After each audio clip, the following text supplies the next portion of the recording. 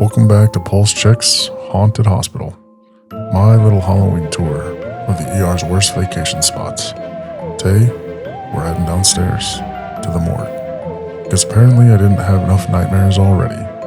This one's called the Morgue Lights. Every hospital typically has that one place their staff dreads going.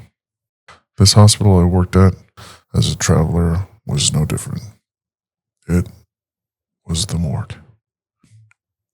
It's tucked away deep in the basement, behind a set of locked, heavy security doors at the end of a long concrete hallway. You never want to have to go down there. Only go down there when you have to, and always with someone, whenever you can. It was just past 01:30. The ER had been hectic all night, and of course, it was a full moon. We all know nothing ever good happens on a full moon. And then suddenly, it just went dead. A lull in the traffic of patients.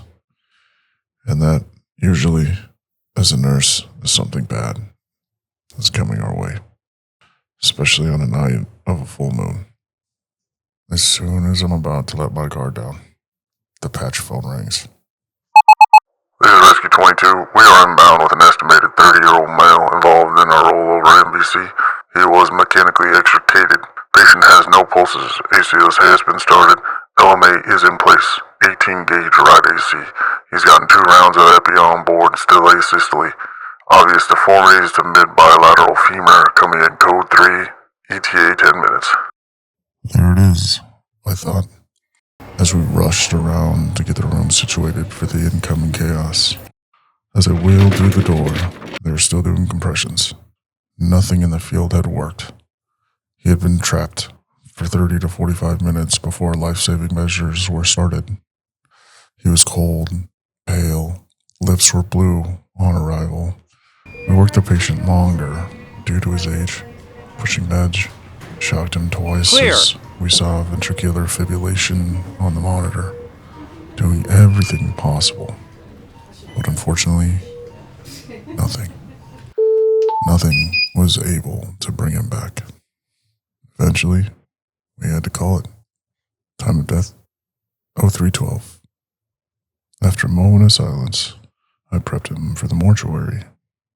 Since it was the middle of the night, the mortuary could not come pick him up until later that morning. And because it was my patient, I had to take him down to the morgue. So, I slowly pull the gurney out of the room. A sense of dread overcomes me. The sheet pulled over the man's face for privacy as we walk through the halls. I get my eyes forward. I've seen, unfortunately, more bodies in my lifetime than I care to admit. And walking down to the morgue alone, it never really sits right. I reach the old elevator into the basement. You have to swipe your badge and press the button, and it groans to life. Doors dragged open like it resents being woken up. I wheel the gurney in, hit B for the basement, and watch as the numbers tick down. As the doors close, the sound of the hospitals fade. All the voices, all the beeps just vanish. Just the low rumble of the elevator sinking deeper and deeper into the building. When the doors slide open, the air is just different. You can feel it. It's heavy, colder. I swear I was able to see my breath every time I would exhale. The basement always smells faintly of bleach and old mold and dust, like it's been scrubbed too many times but never actually cleaned. The walls are bare, concrete, painted with this dull off-white. Looks gray in the flickering fluorescent lights. I start down the hallway, pushing the gurney, my footsteps echoing on the floor, the sound carrying too far, like the space was actually bigger than what it really was. noticed something. The lights above me, they weren't steady. The first one overhead flickered, buzzing faintly, then the one behind me dimmed, then completely went out. I stopped, turned around. The hall stretched back to the elevator, now cloaked in shadow. Just one light, flickering weakly. I turned back, swallow hard, and just keep pushing the gurney.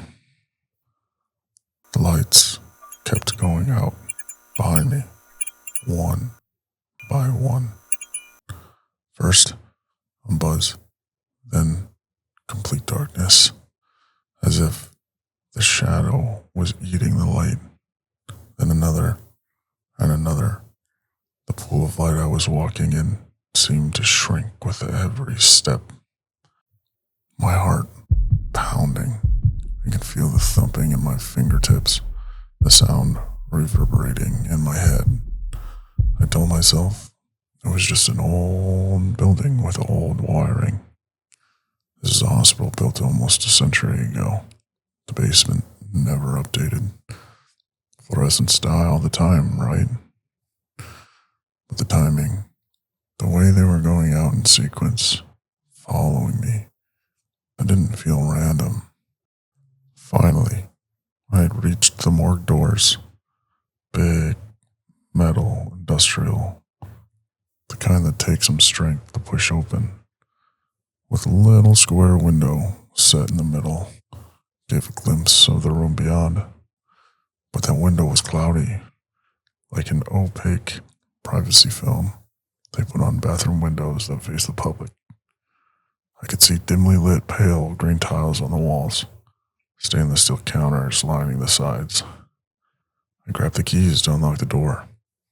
As I looked down to slide the key into the lock, I froze. Because under the door, spilling across the tile, I see shadows. Moving shadows. Not one, not two, several. They shifted and swayed, shapes like people pacing around inside the morgue. But there was no sound, no voices, no footsteps, just silence. My throat went dry. I glanced behind me. The hallway, now completely dark. Every light snuffed out, except the one buzzing faintly overhead, where I stood. The gurney wheels squeaked as I shifted my weight. I leaned closer to the little square window. My breath fogged the glass. The room inside looked empty. No people, just faint, shifting shadows sliding across the floor and walls, moving like they had a life of their own. I wanted to turn around. I wanted to hit the elevator button and get the hell out of there. But I couldn't. I couldn't just leave the body down here. That's not how it works. I hesitantly unlocked the door, hands shaking. It took me longer than I'd like to admit to unlock that simple door. So I pushed it open. The hinges groaned and the air inside rushed me, colder, heavier, with the sharp metallic tang of stainless steel and formaldehyde. The shadows vanished the instant I stepped inside. I pushed the gurney in and parked it along the wall. Now, all I wanted to do was run out of there, but I couldn't. I still had to do the paperwork, my hands shaking as I fill it out, the pen scratching loudly in the silence. Every few seconds I looked up, convinced I'd see someone behind me. But the room stayed still. When I finished, I turned to leave. My hand gripped the door handle, but I hesitated. Something, some part of me, didn't want to open the door. I pulled as hard as I could anyway. The hallway outside was lit again, perfectly bright.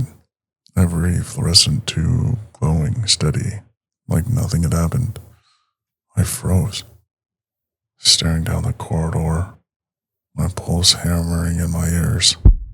My mind raced to explain it.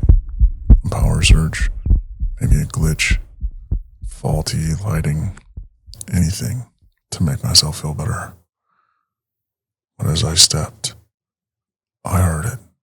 Don't leave us. Don't leave us. After that, I didn't wait around. I slammed those doors behind me, sprinting down the hall, swiping my badge for the elevator as fast as possible, striking every single port button. I didn't care which one brought it down faster. I just wanted the hell out of this place. It felt like an eternity watching the numbers above the elevator slowly come down, and then it stopped on the first floor. I was mortified. I dare not look behind me.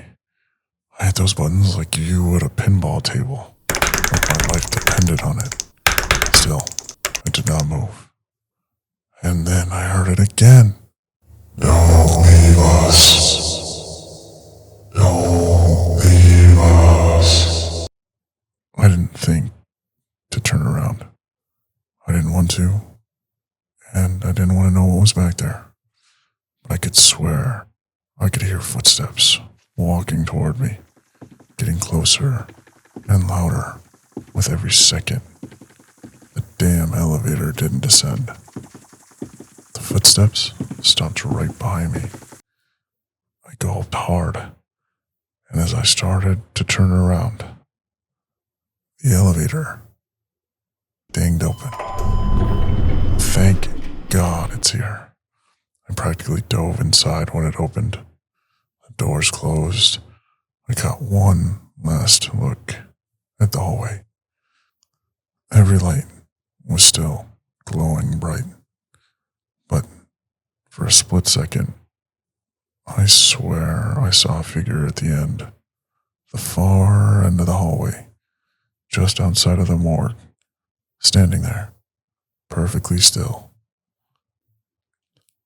watching me. I steadily stare at the numbers above the elevator as I'm waiting for my floor. I do not dare take my eyes off that. My anxiety level is through the roof. I cannot wait to get back. As the doors open to my floor, the noise of the hospital hit me like a tidal wave. The phones ringing, monitors beeping, voices. Sweet, sweet life. But the goosebumps stayed on my arms the rest of the shift. And to this day, whenever I draw the short straw and have to take someone down to a morgue, I pray it's during daylight hours. Because after that night, I'll never trust those basement lights again. Too bad for me, I only work night shift.